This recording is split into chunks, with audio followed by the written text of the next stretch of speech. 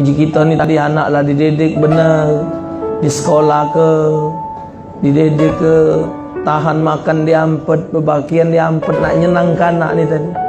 Lah besar, nah kau tak sama balasannya. Ada dididik anak mak biasa dalam nak kita orang tak mampu. Jadilah kau sekolah batas kelas 6 ni, macolah baca, berikin baca, jadilah wang ibu bela jualan, yo sudah bu, kalau ibu macam itu, yolah benar-benar no, jadi bos besar. Sekolah kelas 6 tadi, jadi bos besar. Yang kuliah segala S di ni. Terakhir susah senang S-nya, SS susah senang, tak jadi apa-apa. Oi, kalau ngomong ini bu, pocok langit, segala rumus apa, janganlah macam itu. Ada ibu-ibu ni anaknya yang berjum, biarpun umaknya sakit terkapal bersih ada biarpun umaknya sehat tapi tak diurusi ada. Maka kadang-kadang ibu tengok keadaan manusia ni, berfikir panjang, ya Allah ya Tuhanku, aku ni terkena yang manalah.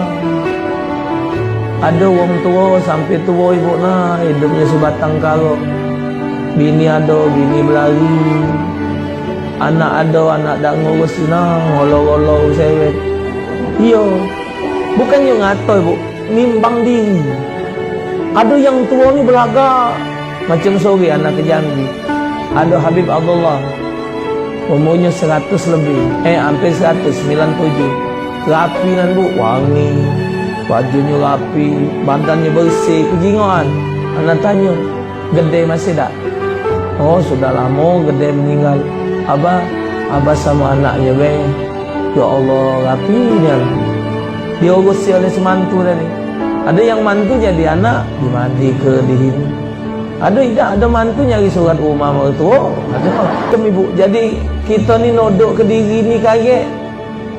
Jauh pikiran, ada yang ngawas model ini, ada main ini.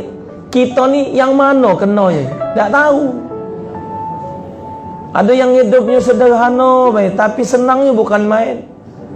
Ada yang hidupnya harta berlebih-lebihan tapi murad marid.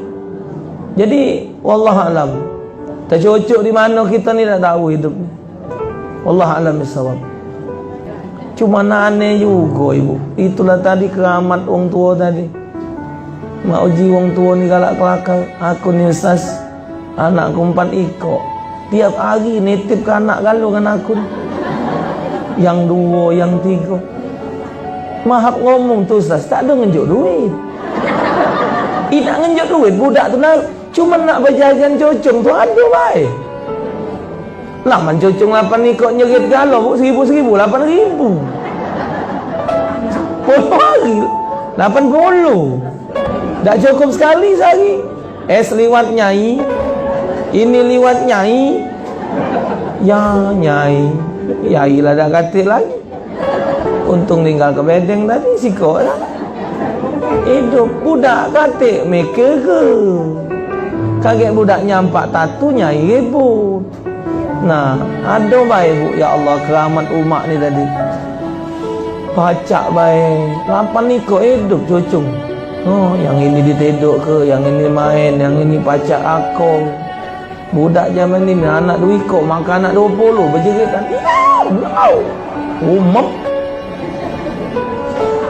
Piring pecah, cangkir terempas lajau. Singgahnya kancing lawang ni bedol-bedol ke hancur. Belum gamuk punya cucu ngasuhnya lah. Ada yang nandak ngurus cucu. Siapa beranak jaga, tak sendiri itu balik. Ada. Itu nyai sangar lama.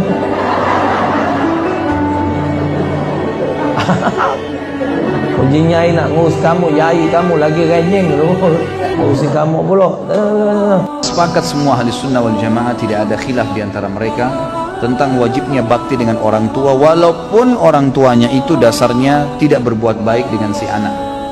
Karena tidak ada perbuatan buruk dibalas dengan perbuatan buruk, karena semua perbuatan buruk akan dibalas oleh Allah Subhanahu wa taala dengan ancaman, dengan hukuman.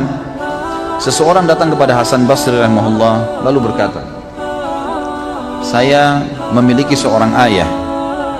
Ayah saya sudah sangat tua, terbaring di ranjang, stroke, satu badan semua nggak bisa bergerak. Sampai akhirnya, buang air besar, buang air kecil di atas ranjangnya. Dan saya menampung dengan kedua telapak tangan saya kencingnya, buang air besarnya. Kemudian saya mencuci tangan saya tanpa merasa jijik sedikit pun. Saya sudah melakukan itu selama 10 tahun. Pertanyaannya, apakah saya sudah membalas jasa ayah saya? Maka jawaban Hasan rahimahullah, belum sama sekali. Sama sekali belum. Lalu kata orang itu, saya bersihkan kotoran ayah saya, tidak merasa jijik setiap hari selama 10 tahun. Lalu anda bilang saya belum membalas kebaikan ayah saya? Kata Hasan Basri, belum. Karena dulu waktu kamu masih kecil, kalau ayahmu membersihkan kotoranmu, dia berharap dan terus berdoa kepada Allah agar kamu menjadi tokoh masyarakat, menjadi orang yang sukses. Kalau kamu sekarang melakukannya, kamu hanya melakukannya karena merasa itu adalah sebuah perintah, dan akhirnya kamu berharap kapan dia meninggal dan berhenti tugasmu itu. Berbeda niat antara orang tua dengan anak. Orang tua memiliki rasa sayang yang luar biasa kepada anaknya dan tidak bisa dibandingkan dengan sayang anak kepada orang tuanya.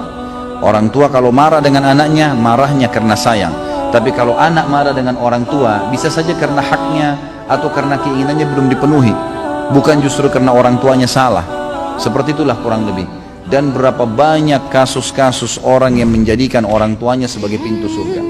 Ingat teman-teman sekalian, seorang ulama salaf pernah berkata waktu ayahnya meninggal, ibunya meninggal dunia, maka dia menangis. Seorang alim ulama lalu ditanya, kenapa anda menangis? Bukankah orang itu tidak boleh nangis terisak-isak seperti ini pada saat ada orang yang meninggal? Dia bilang, saya bukan menangis karena orang tua saya ini, ya, karena diahnya secara pribadi, bukan karena diahnya. Karena selama dia hidup saya berbakti alhamdulillah. Tapi saya menangis karena dengan matinya ibu saya berarti setengah pintu surga sudah tertutup buat saya. Tinggal ayah saya satu ini dan ini saya harus jaga, dan ini setengah pintunya. Dan betapa ruginya orang yang sudah meninggal kedua orang tuanya sementara mereka tidak berbakti padanya. Teman-teman renungi, berapa banyak orang di antara anda yang orang tuanya masih hidup alhamdulillah, cuma kebetulan beda kampung, beda kota, tinggal telepon, tinggal kirimin hadiah, pakaian, makanan, tidak ada susahnya. Tapi subhanallah kita tidak lakukan. Kita lakukan kepada teman-teman kita, malah kita lakukan kepada orang-orang yang kita senangi, yang mungkin tetangga, mungkin sahabat dekat, mungkin orang-orang ini hanya sekedar memberikan peluang-peluang kecil dari urusan dunia, dan kita lupakan kepada orang tua kita. Ini satu hal yang luar biasa yang harus kita perbaiki.